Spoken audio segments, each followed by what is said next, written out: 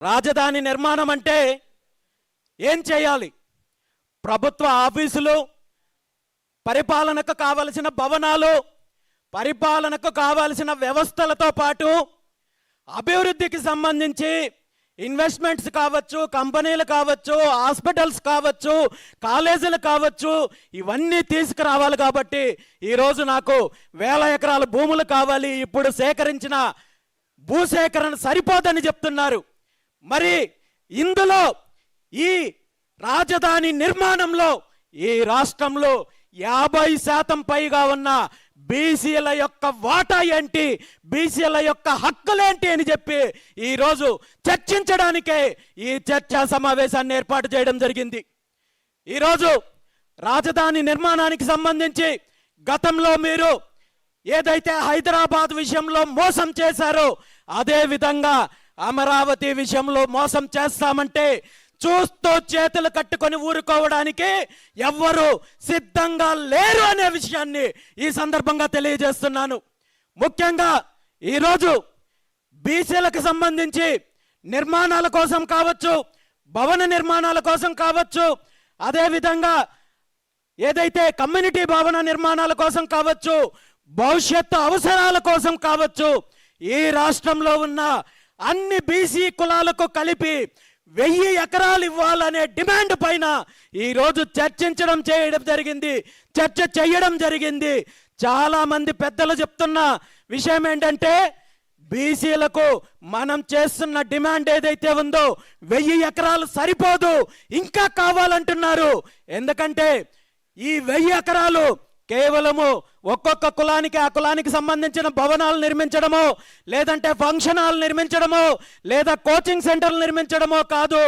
భవిష్యత్తులో బీసీ కులాలకు సంబంధించిన ఔత్సాహిక పారిశ్రామికవేత్తలు, వ్యాపారస్తులకు కావలసిన భూమి ఖచ్చితంగా రాజధాని ప్రాంతంలో ఉండి తీరాలి.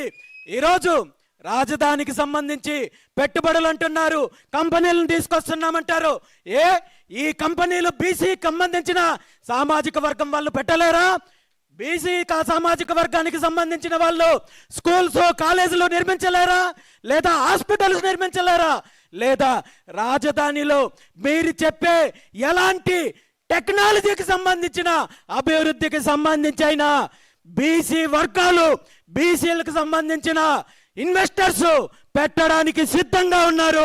మీరు ఇప్పటి వరకు ఏదైతే లోపాయికారి ఒప్పందాలతో ఎవరికి కనీసము ప్రభుత్వంలో ఉన్న క్యాబినెట్ లో ఉన్న వాళ్ళకు కూడా తెలియకుండా ఏదైతే భూ కేటాయింపులు చేశారో అదే విధంగా అదే షరతులతో అదే కండిషన్స్ తో బీసీలకు భూమి కేటాయించండి.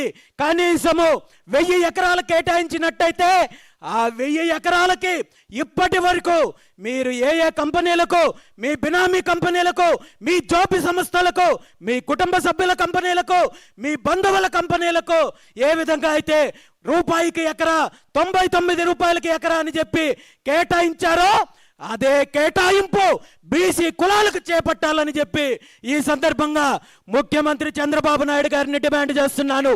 మీరు నిర్ణయించే ధర అది 1 రూపాయ 99 రూపాయల, లేదా దానికి ఇంకొక 100 రూపాయలు, 1000 రూపాయలు, 1,00,000 రూపాయలు కలిపి నిర్ణయిస్తారో నిర్ణయించండి.